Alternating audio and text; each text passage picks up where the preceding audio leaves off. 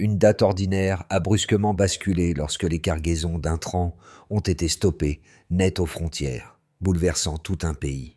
Ce gel brutal, contraire à toutes les prévisions, a révélé un paradoxe troublant. L'abandon d'un soutien extérieur censé protéger le Burkina Faso a déclenché l'élan agricole le plus audacieux de son histoire. Mais qu'est-ce que cela? Est-ce que cela signifie vraiment pour vous aujourd'hui, alors que l'ombre d'Ibrahim Traoré plane sur chaque décision stratégique du pays? Un horizon inédit s'ouvrait déjà, prêt à redistribuer les équilibres. Ce récit promet de dévoiler, avec une précision méthodique, comment une décision unique a déplacé l'axe même de l'économie agricole burkinabé. Au cœur de cette analyse se trouve un bénéfice clair: comprendre en 10 à 12 mots comment une rupture stratégique peut redéfinir un pays entier.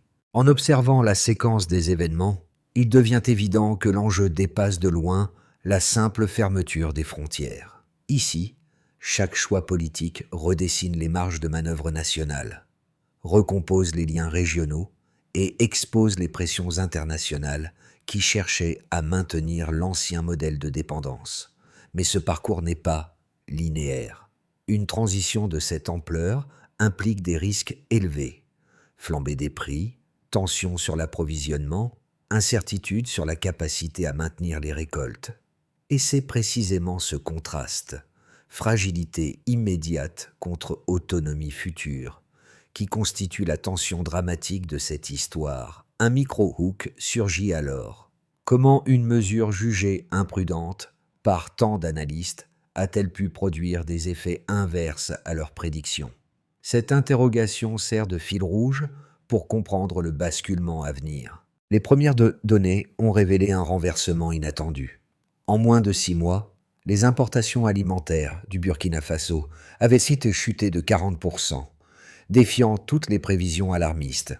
Dans le même temps, les récoltes locales affichaient une hausse de 15%, un contraste saisissant qui contredisait frontalement les avertissements de crise imminente diffusés par de nombreux observateurs occidentaux. Ce double signal marque le véritable point de bascule. La décision d'Ibrahim Traoré n'était pas une rupture improvisée, mais l'amorce calculée d'une réorientation profonde vers l'autonomie agricole. Pour comprendre la portée de ce moment, il faut replacer l'action dans une trajectoire longue. Durant des décennies, l'usage massif de semences brevetées et d'engrais importés avait enfermé les agriculteurs dans un modèle coûteux, fragile et dépendant des fluctuations extérieures. Chaque saison confirmait la même logique: production instable, endettement croissant, vulnérabilité accrue aux crises mondiales. Lorsque les frontières ont été fermées le 16 mars 2023, l'impact immédiat fut rude. Envolée des prix, stock d'intrants réduit, inquiétude palpable dans les régions rurales. Pourtant, derrière ces secousses se profilait une mécanique nouvelle.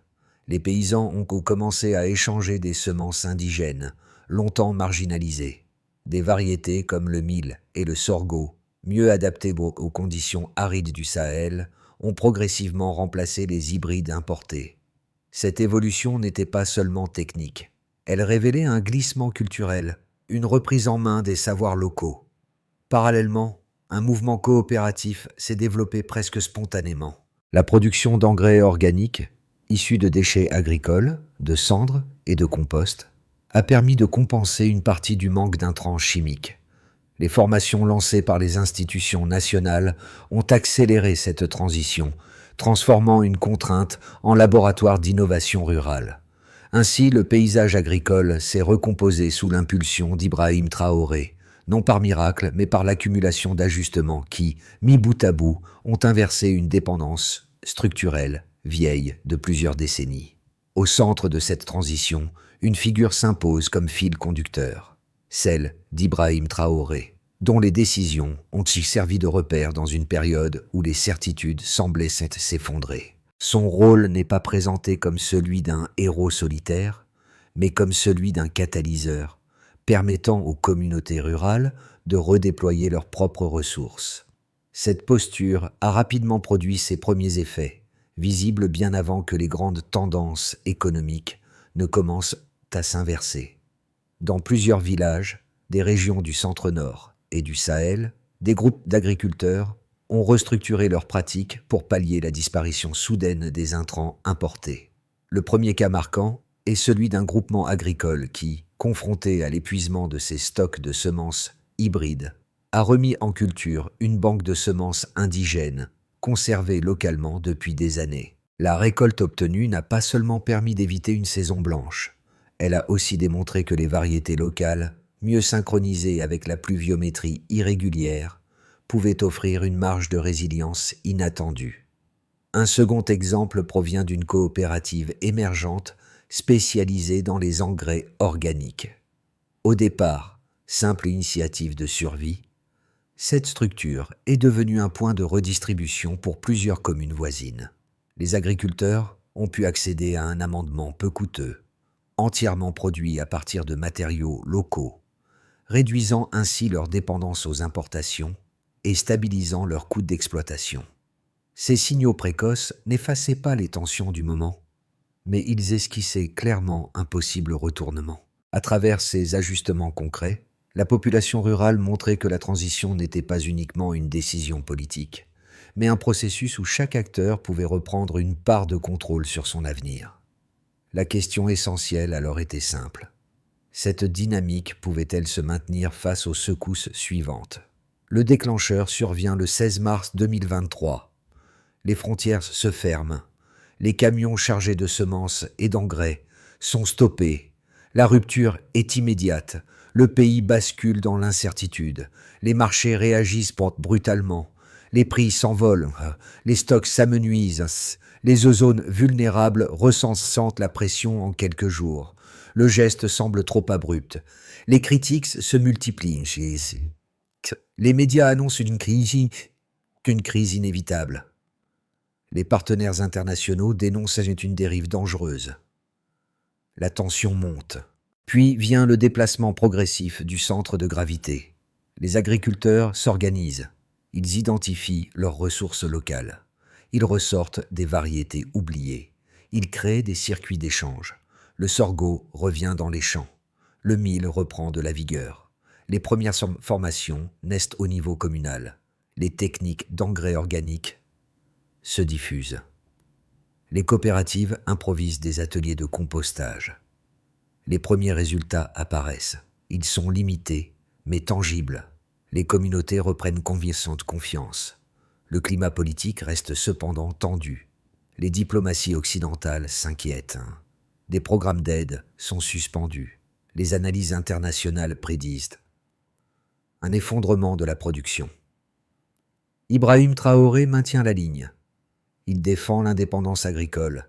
Il insiste sur la nécessité de rompre un cercle de dépendance. Le débat s'intensifie. Les tensions idéologiques s'exacerbent.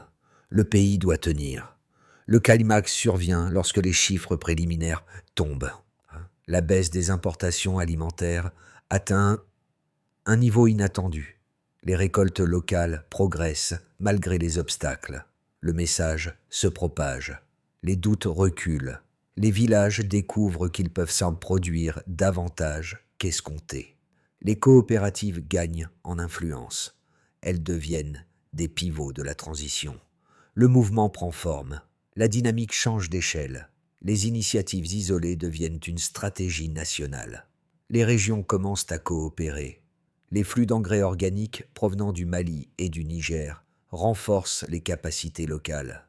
L'onde de choc se propage au-delà des frontières. Les pays voisins observent le changement. Les gouvernements du Sahel s'interrogent. Certains y voient une piste de réforme. Le modèle burkinabé attire l'attention. La réaction internationale devient contrastée. Certains acteurs y voient une menace. D'autres y voient une libération. Le paysage géopolitique se recompose discrètement. Le Burkina Faso devient un symbole malgré lui. La décision initiale, perçue comme déstabilisatrice, devient un marqueur d'autonomie. À l'intérieur du pays, les effets secondaires apparaissent. Les marchés agricoles se rééquilibrent. Les prix commencent à se stabiliser. Les agriculteurs adoptent des pratiques plus adaptées au climat. Les sols se régénèrent progressivement grâce aux apports organiques. Les communautés se projettent différemment dans l'avenir. La dépendance aux intrants importés n'est plus considérée comme une fatalité. Le récit change. La transition n'est plus vue comme une rupture brutale, mais comme une transformation méthodique. Le pays avance, malgré les incertitudes. La dynamique collective devient l'élément central de la phase suivante. La transition agricole commence à révéler sa mécanique interne lorsque les premiers indicateurs structurants apparaissent. Le pays partait d'une situation où la dépendance extérieure absorbait une part essentielle de son économie rurale. La ligne de base était claire.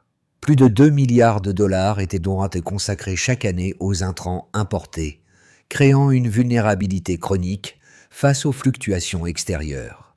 Le changement enclenché est donc mesuré à partir de ce point de départ, en examinant comment les choix politiques ont modifié l'équilibre entre production locale et approvisionnement extérieur. Le premier chiffre marquant concerne la diminution des importations alimentaires, évaluée à 40% dans les 6 mois suivant la fermeture des frontières. Cette baisse reflète une substitution rapide par des circuits locaux plus résilients et adaptés aux conditions climatiques du Sahel. La dynamique derrière cette réduction repose sur l'expansion des coopératives agricoles et la mobilisation communautaire qui a fluidifié l'accès aux semences indigènes.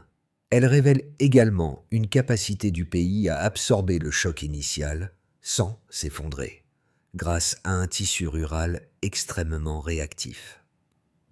Le deuxième indicateur essentiel est l'augmentation de 15% des récoltes locales, mesurée après la première saison complète de transition. Cette progression s'explique par la montée en puissance des variétés traditionnelles, mieux adaptées aux sols pauvres et aux pluies irrégulières. Les agriculteurs ont su optimiser l'usage des ressources disponibles, prouvant que l'autonomie ne signifiait pas un retour en arrière, mais une réorganisation méthodique des pratiques culturales. Cette hausse de rendement est particulièrement significative dans les régions exposées au stress climatique, où les semences importées montraient historiquement leurs limites. Le troisième repère quantitatif concerne la production d'engrais organiques, estimée à 300 000 tonnes durant la phase initiale de transition. Ce volume a permis de remplacer une part substantielle des intrants chimiques auparavant importés, tout en renforçant la qualité biologique des sols. Cette montée en puissance découle d'une structuration rapide des ateliers de compostage et d'une diffusion accélérée des formations techniques. Elle indique qu'un modèle fondé sur des ressources locales peut soutenir une production agricole diversifiée et stable, même dans un contexte de rupture commerciale. L'ensemble de ces données souligne un mouvement de fond. Le Burkina Faso n'a pas seulement résisté au choc du blocus, il a inversé la trajectoire de dépendance qui semblait impossible à rompre. Les transformations mesurées ne résultent pas d'un événement isolé, mais d'une interaction continue entre décisions politiques, initiatives villageoises et renforcement des savoirs locaux. Ibrahim Traoré apparaît alors comme un déclencheur plutôt que comme un opérateur unique, celui qui a permis au pays de mobiliser des forces longtemps sous-estimées. Ainsi, la transition ne peut plus être interprétée comme un pari hasardeux, mais comme un processus vérifiable, appuyé par des chiffres cohérents. Les données disponibles montrent qu'un nouveau modèle agricole prend forme, fondé sur l'endogénéité et la gestion durable des ressources.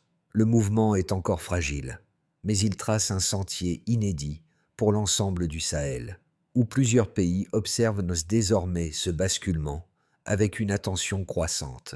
Le débat national et international autour de la stratégie agricole du Burkina Faso s'est rapidement cristallisé autour de deux positions solidement argumentées.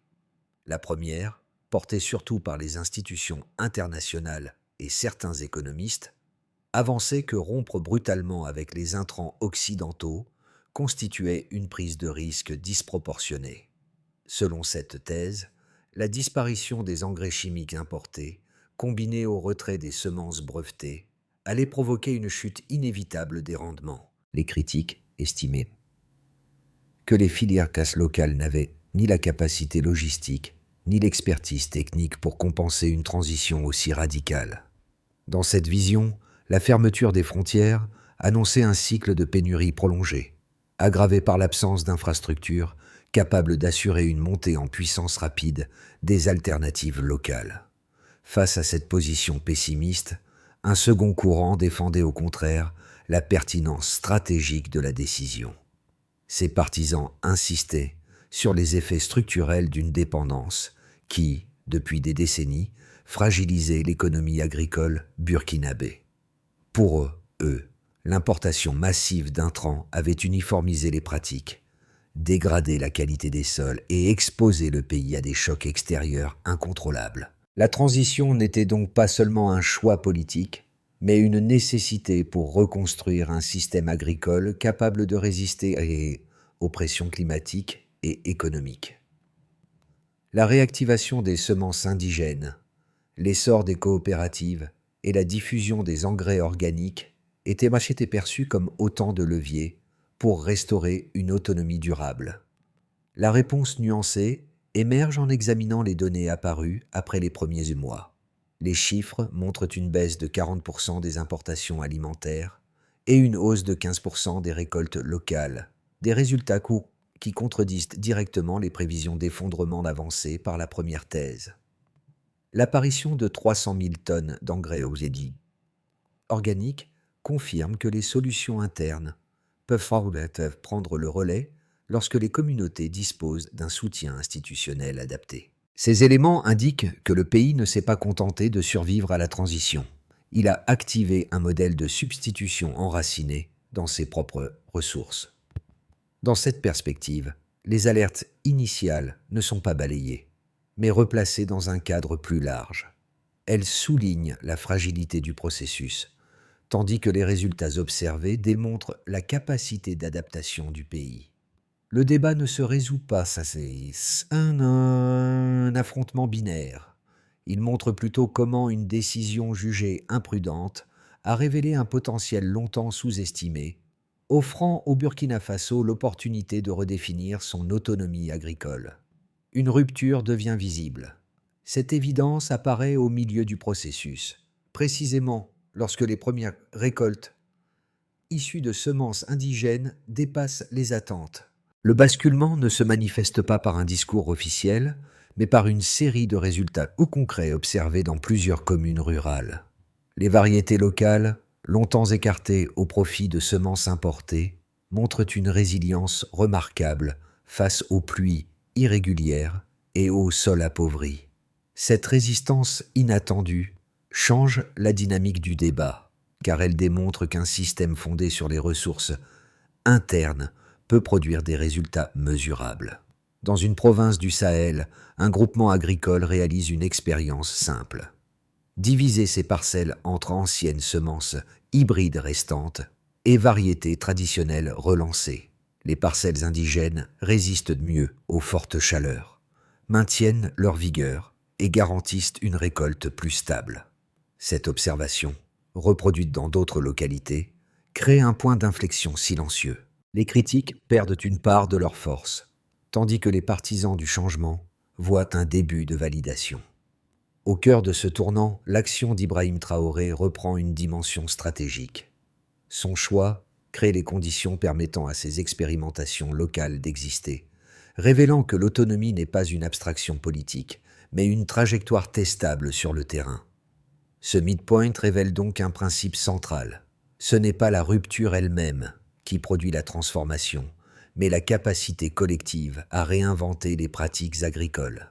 Les effets de la transition deviennent tangibles lorsque les institutions publiques, les acteurs économiques, les communautés rurales et les pays voisins réorganisent leurs pratiques autour de la nouvelle orientation agricole. Le premier ensemble d'impacts concerne l'État, qui réadapte son architecture d'intervention après des décennies de dépendance extérieure. Les ministères chargés de l'agriculture et du commerce mettent en place des dispositifs de stabilisation des prix, mobilisent des équipes techniques dans les régions les plus fragiles et créent des unités locales dédiées au suivi des semences indigènes. Ces initiatives permettent de réduire les effets des premières pénuries et d'assurer une continuité administrative dans une période marquée par de fortes tensions. L'action publique se transforme, passant d'une gestion import-dépendante à un accompagnement fondé sur l'endogénéité. Du côté des entreprises, l'impact est tout aussi marqué. Les commerces autrefois spécialisés dans les intrants importés réorientent progressivement leur chaîne d'approvisionnement vers des fournisseurs régionaux. Certains ateliers développent des équipements pour le compostage ou la transformation des résidus agricoles, répondant à une demande en forte croissance. La transition crée ainsi un segment économique inédit, fondé non sur la vente d'intrants chimiques étrangers, mais sur la valorisation des ressources locales. Les entreprises qui s'ajustent rapidement découvrent un marché en expansion, moins exposé aux fluctuations mondiales et plus ancré dans les dynamiques communautaires. Cette recomposition du paysage entrepreneurial contribue indirectement à stabiliser l'ensemble du secteur agricole. Les agriculteurs constituent toutefois le cœur de cette mutation. Dans les villages, les pratiques changent. Les semences résilientes se diffusent, les engrais organiques deviennent la norme et les échanges communautaires remplacent les circuits d'approvisionnement internationaux. Les rendements progressent de manière inégale, mais l'amélioration de la qualité des sols réduit la vulnérabilité à long terme. Les familles rurales retrouvent une forme de contrôle sur leur production, rompant avec la dépendance aux firmes étrangères. La capacité d'adaptation locale confirme que la transition n'est pas une abstraction stratégique, mais une réalité vécue chaque jour sur les parcelles.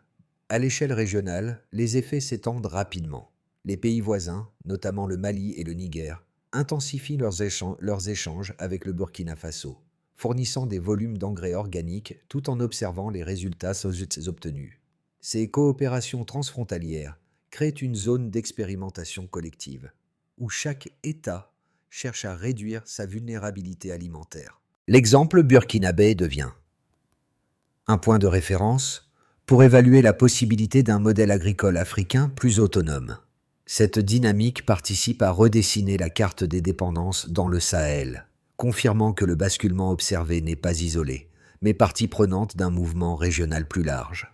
Dans cette recomposition, la présence d'Ibrahim Traoré reste en arrière-plan, mais influence la trajectoire générale.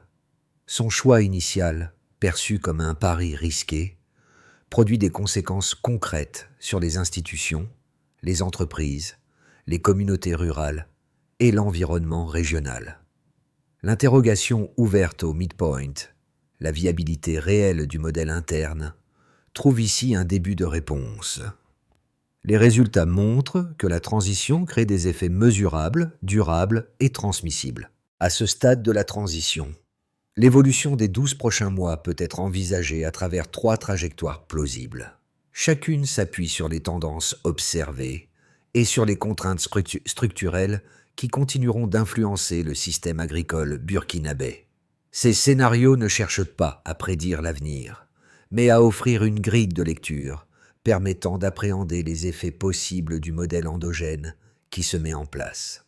Le scénario de base repose sur la continuité des dynamiques actuelles. Les coopératives consolidées dans les premiers mois poursuivent leur croissance, les semences indigènes gagnent du terrain et la production d'engrais organiques se stabilise grâce à des ateliers mieux équipés. Dans cette configuration, les rendements progressent lentement mais régulièrement et les prix alimentaires se maintiennent dans une fourchette gérable. L'État renforce la trajectoire en adaptant ses dispositifs de suivi, ce qui permet d'éviter les à-coups majeurs. Le pays ne devient pas totalement autosuffisant, mais réduit considérablement sa vulnérabilité. Le scénario optimiste envisage une accélération significative. Les échanges avec le Mali et le Niger se structurent, créant un marché régional intégré pour les engrais organiques et les variétés traditionnelles. Les programmes de formation atteignent un seuil critique, permettant à davantage de producteurs d'adopter des techniques améliorées. Les sols se régénèrent rapidement, entraînant une hausse des rendements plus forte que prévu. Dans ce cadre, la production locale pourrait couvrir une part beaucoup plus importante des besoins nationaux, et certaines filières commenceraient même à envisager de modestes exportations régionales. L'économie agricole gagnerait en robustesse, offrant au pays un levier stratégique durable. Un scénario pessimiste reste néanmoins possible. Des perturbations climatiques sévères ou une difficulté à étendre les infrastructures de soutien pourraient freiner les progrès. Les coopératives manqueraient alors de capacité. Les producteurs peineraient à maintenir les gains initiaux et les fluctuations de prix réapparaîtraient. La dépendance extérieure pourrait remonter partiellement si les filières locales ne parviennent pas à répondre à la demande.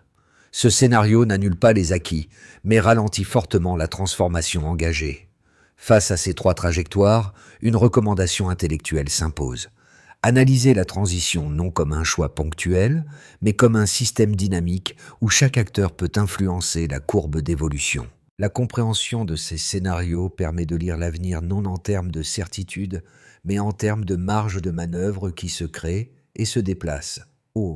Les implications de cette transition ne se limitent pas aux institutions ou au marché agricole.